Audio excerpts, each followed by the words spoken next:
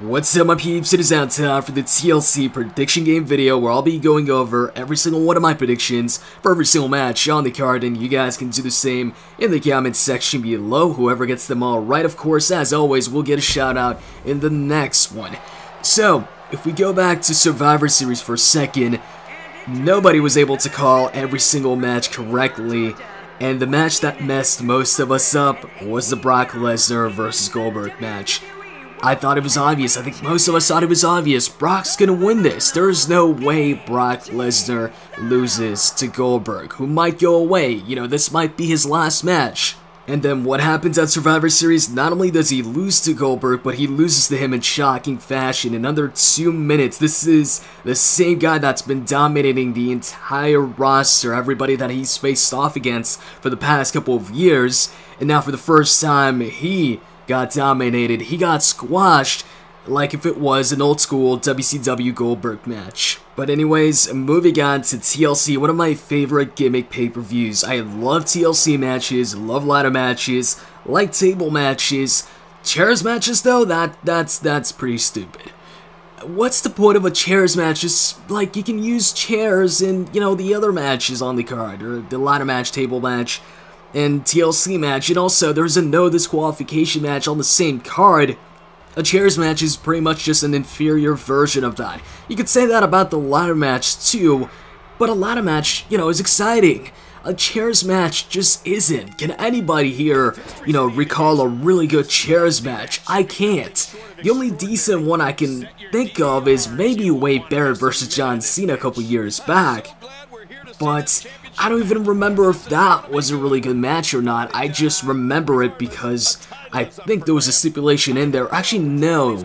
That wasn't the match where the stipulation was if John Cena lost, he joined the Nexus. I think that was like the end of the Wade Barrett-John Cena feud, if I remember correctly. I don't know. But bottom line, the chairs match has to be one of the least exciting matches out there. Does anybody really get excited when they hear, hey, we're having a chairs match? That's, like, to me, the worst part about TLC. I love the tables part, love the ladders part. The chairs part is cool when it's in, you know, a ladder match or a TLC match or a no disqualification match, but on its own as a match type, I just don't like the idea of that. But anyways, TLC this Sunday has the potential to be a really good pay-per-view. I mean, you got AJ Styles versus Dean Ambrose in a tables, ladders, and chairs match as the main event. I'd be surprised if that isn't the match of the night. I'm expecting great things from that. Also expecting really good things between The Miz and Dolph Ziggler in the ladder match. And I'm really interested in the Tag Team Championship match, Randy and Bray, because it's gone further than I expected. I didn't expect it to last this long. I'll get to that in just a few moments. Actually, you know what? I'll get to it right now. Let's start the predictions, guys. And we're going to start it off with Heath, Slater, and Rhyno defending the Tag Team Championships against Bray Wyatt and Randy. So just like I was saying, this has gone further, the Bray and Randy thing, than I expected. I expected Randy to turn on Bray a lot sooner, but he still hasn't. And at Survivor Series, he sacrificed himself to allow Bray to score that last pin on Roman Reigns. Bray right now, and Randy I guess, but mainly Bray, has like this huge amount of momentum behind him after that Survivor Series win. And it's crazy because a lot of people thought that Bray was going to be the first one eliminated in that classic Survivor Series match, but he ended up not getting eliminated at all and being one of the last two guys, and pinning Roman on top of that to win the match. And so now, just like when AJ Styles beat John Cena twice and then went on to win the championship, I think Bray Wyatt is going to go ahead, take that momentum all the way to the Tag Team Championships and take them away from Heath and Rhyno. Heath and Rhyno, you know, he's got the contract now. They've beaten the Usos, and once they beat the Usos, I was like, okay, which tag team is going to take those tag team titles away from them? That's why in my Survivor Series prediction, I was thinking about possibly the Club going over to Smackdown and being that tag team to take the titles away from the current champions. But now, it looks like it's going to be Bray and Randy, and I'm cool with that. I'd like to see that. And for those of you who think that maybe Randy's going to turn on Bray this Sunday, personally, I don't think it's going to happen this Sunday. See, earlier, when this first happened, I thought Randy was going to turn on Bray sooner rather than later. But now, I'm actually the one here being like, nah, he's not going to turn on him, just yet. But I still think that Randy's plan, that this is Randy's plan, it's a part of his plan. He's not just joining them, and they're not gonna break away from each other because Bray pisses off Randy at some point. I think this is all Randy's plan. I think what Randy's doing is breaking the Wyatt family from within. He's been taking jabs at Luke Harper. Luke Harper doesn't seem too happy with Randy. Seems a bit jealous. And maybe, with Luke Harper not really performing that well or losing against Kane in a bunch of matches, not getting the job done, I think that Randy's gonna, push that on Bray, be like, yo, check this out, Luke Harper just isn't doing his job, he keeps on losing, and then Bray just, he's happy with Randy, like, yo, Randy's helping me out and all of that, I'ma ditch Luke Harper, and when he does that, and he's on his own, that's when Randy's gonna strike. But yeah, as far as my match prediction, definitely going with the Wyatt family here. Bray's got more momentum than ever behind him right now, so I said he capitalize on that, and he wins some gold for the very first time, or some silver in this case.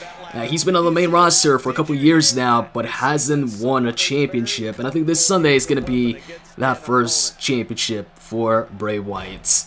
And then moving on to the most exciting match stipulation ever, a chairs match between Kalisto and Baron Corbin. I'm going to go with Baron Corbin on this one. See, initially when the feud started, maybe I would have went with Kalisto once they eventually faced off. Maybe, just maybe. But the thing is, Kalisto kind of did already get his revenge when he took out Baron Corbin from the Smackdown 5-on-5 match. Took him out for what, like 2 weeks or something like that? I guess that was their way of giving Kalisto his revenge. So I don't think he's gonna get it. Don't think he's gonna get this win this Sunday against Baron Corbin. To me, he already got his revenge. So I said this Sunday, Corbin takes this. Corbin's been pretty protected.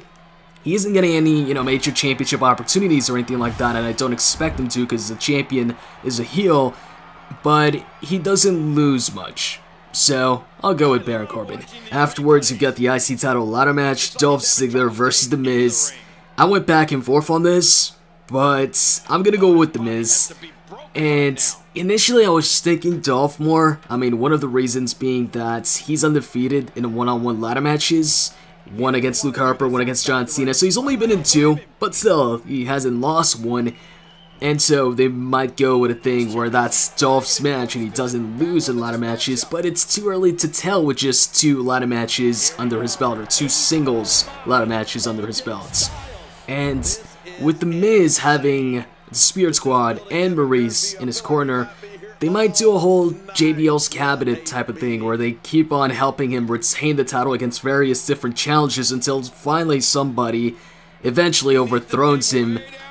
But I don't think it's going to be this Sunday. And plus, there's more things The Miz can do with the IC title than Dolph can.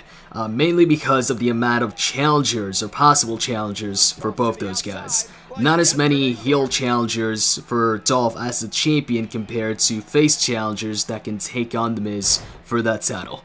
So, after that, we've got Becky Lynch versus Alexa Bliss in the tables match for the Women's Championship. I've actually seen someone say that they think Alexa Bliss is going to win this match for the simple fact that he can't see Alexa Bliss going through a table. She doesn't weigh enough, and that's kind of the same thing we saw at Hell in a Cell between Charlotte and Sasha Banks. Sasha just wouldn't go through that table. But there's ways to do it. Becky Lynch could put Alexa Bliss on that table and just jump from the top with a splash or something like that, and she wins the match. And on top of that, I think Becky's going to hold on to that title until WrestleMania, where we might see Becky versus Nikki Bella for the title, the 2 top women on the SmackDown roster. And speaking of Nikki, I'm going to go with her when it comes to the no DQ match. Initially I was going to go with Carmella, but that would mean that all the heels win the matches except for Becky Lynch, and it seems very unlikely to only have one face win their match. And that's excluding the pre-show, because I'm pretty sure the pre-show is going to be another random tag team match in which the faces win. But excluding that, I don't see it just being Becky Lynch being the only face to win a match during the entire card, and I see the mystery attacker maybe holding off until Smackdown, where they could have a number one contenders match to determine the next challenger for Becky's title. And I think that's where the mystery attacker, whether that's Natalya or Eva Marie, would show up and cost Nikki the match, because that's when it counts the most. And when it comes to the main event, AJ versus Dean, expecting great things out of this. I expect this to be the match of the night, looking forward to it. And I also expect AJ to retain the title, because I see him holding on to that until The Undertaker or John Cena takes that title away from him, or maybe even Randy, but I don't think it's going to be Dean Ambrose. So that's it for my predictions. Hope you guys enjoyed it. If you did, you can click the like button. And with that said, I'm out. See ya.